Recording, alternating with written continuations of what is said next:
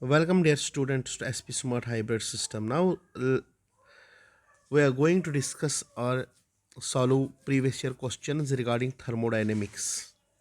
The first question is numerical type, and the question goes like this: 30.4 kilojoules of heat is required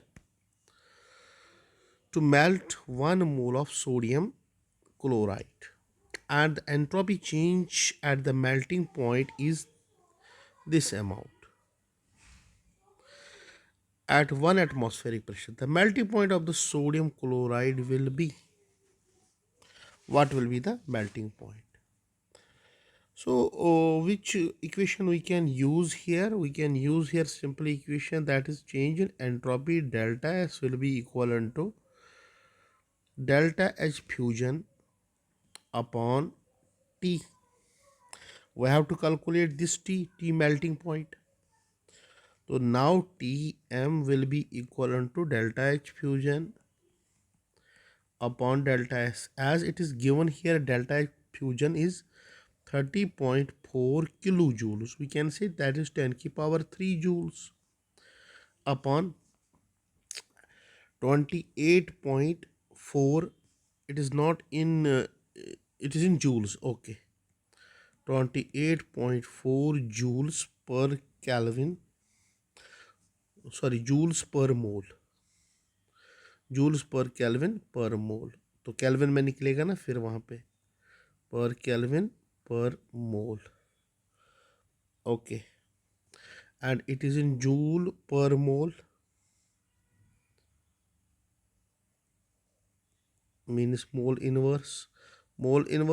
inverse cut हो जाएगा, joule और joule cut हो जाए तो kelvin में निकलेगा. तो टेम्परेचर कितना होगा?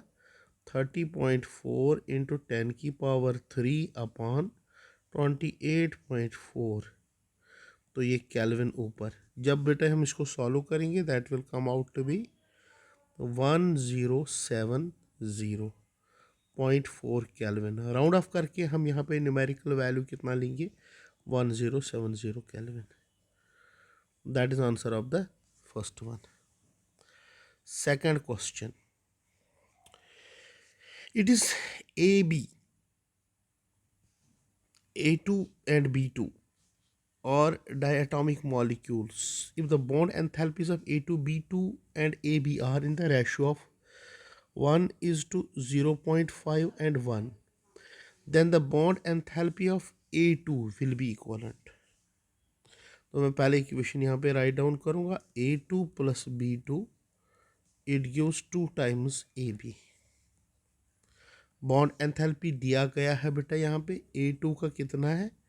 1, इसका बेटा 0.5 और AB का भी 1 दिया गया है. तो we know delta H formation is equal to sum of bond energies of reactants. Summation of bond energies of reactants minus summation of bond energies of product तो यहाँ पे है बेटा. But let us suppose here जो A2 की bond energy होगी इसको मैं x लूँगा, तो B2 का कितना है यहाँ पे? तो 0.5x और AB का कितना होगा? That will be equal to 2x. That is equal to 2x. And total bond dissociation energy कितनी दी गई है बेटा यहाँ पे इस क्वेश्चन में? Bond dissociation energy for a given reaction is, यहाँ पे तो हाँ क्वेश्चन में यहाँ पे दी गई है एक चीज़, that is total bond energy. Here it is 200 kilo joules. 200 kilo joules bond dissociation energy दिया गया है. डेल्टा एच एफ फॉर्मेशन दिया गया है बेटा यहाँ पे, तो इस क्वेश्चन में ऐड करना पड़ेगा वो, दैट इज इक्वल टू -200. तो -200 will be equal to x plus 0.5x minus क्या आएगा बेटा 2x, तो x का वैल्यू निकालेंगे बेटा यहाँ पे सीधे, -200 it is equal to 1.5x minus 2x, that is equivalent to minus 0.5x, minus minus cut हो जाएगा तो x कितना निकलेगा 200 into 200 divide by 0.5, that comes out to be 400.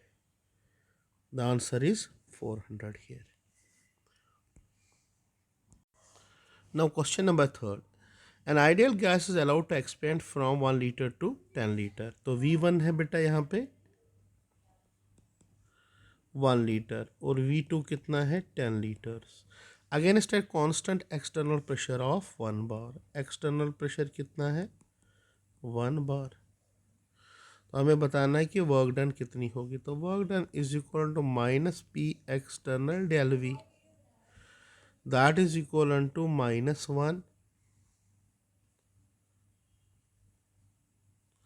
into final volume minus initial, that is equivalent to 9, that is equivalent to 9, तो 9 litre बार मगर -9 litre bar, but 1 litre बार कितना होता है बेटा 1000 जूल्स। ओके, किलो जूल्स में लेना होगा तो यहाँ पे तो किलो जूल्स में ही हमें लेना है, तो that will be equal to -9 into 100, ये तो जूल्स में आया, डिवाइड बाई क्या करेंगे 1000, तब जाके ये आएगा किलो जूल्स में, तो that will be equal to 0.9 kilo joules. Answer बेटा C. Now question number 4, the difference between delta H, याद रखना बेटा ये डेल्टा एच है, जहाँ पे भी डी होगा वो डेल्टा मान के चलो बेटा, delta H and delta U, when the combustion of 1 mole of the heptane liquid is carried out at temperature T is equivalent to, वो किसके बराबर होगा बेटा। तो हम सीधे यहाँ पे इक्वेशन लेंगे बेटा, हेप्टेन, हेप्टेन होता है C7H18, इसको बैलेंस करेंगे बेटा O2, ये देगा CO2 प्लस H2O। जब बेटा इसको बैलेंस करेंगे तो ये 8 टाइम्स लेना पड़ेगा, तो ये निकलेगा 7 टाइम्स CO2 और ये निकलेगा N+1 means 7 times water, 8 times water. Now coming to the point here we can calculate है डेल्टा Ng। वाटर तो लिक्विड में है, इसका तो कुछ नहीं करेंगे, ये तो गैस में है बेटा, O2 भी गैस में है, तो हम करेंगे बेटा 7 - 8 that is equal to -1। Sorry, ये तो ऑक्सीजन तो 11 टाइम्स होगा, तो यहाँ पे क्या निकलेगा 7 - 11 that is -4, that is the balanced equation now. Yes, तो -4, तो delta H is equal to delta U plus delta NgRT, तो delta H minus delta U is equal to -4RT। This will be the answer of this question, -4RT। Next question, a process will be spontaneous at all temperatures if, कब होगा बेटा, कहते हैं कि at all temperature, at any temperature बोलो बेटा, या at all temperatures पे कब हो सकती है बेटा, जब डेल्टा एच लेस देन 0 होगा और डेल्टा एस ग्रेटर देन 0 होगा। ओके, स्पॉन्टेनियस, स्पॉन्टेनिटी के लिए याद रखो, जब डेल्टा एच लेस देन 0 होगा and delta S greater than 0 होगा, so which condition it follows here, it is delta S H less than 0 and delta S greater than 0. So it is equation number B. ये बेटा आपके पास during compression of a spring of work done is 10 kg and 2 kg escaped to the surrounding as heat. The change in internal energy is, what is change in internal energy? We can use here equation delta U is equivalent to Q plus W. So that will be equivalent to work done is 10 kg and 2 kg. So it is minus 2 kg kilojoule plus 10 kg kilojoule. So delta U here will be equivalent to 8 kilojoules positive. Okay. Now question number next है बेटा हमारे पास. Among the following, the set of parameters that represent path function is path function कौन सी होगी बेटा? Q plus W. Yes. ये तो change internal energy होती है. Q कभी नहीं होती है, W भी नहीं होती और H माइनस टी एस ये भी है बेटा, क्योंकि delta U is equal to Q plus W होता है बेटा. ये है चेंज इन इंटरनल एनर्जी. और delta G is equal to H minus T S ये होता है बेटा गिब्स फ्री एनर्जी. बाकी वर्क भी पाथ फंक्शन है, क्यों भी पाथ फंक्शन है बेटा. तो आंसर है बेटा ये हमारे पास. Now 8th question. 5 moles of an ideal gas at 100 Kelvin are allowed to undergo reversible compression till its temperature becomes 200 Kelvin. If CV is equivalent to 28 joules per Kelvin per mole, calculate delta U and delta VP for this process.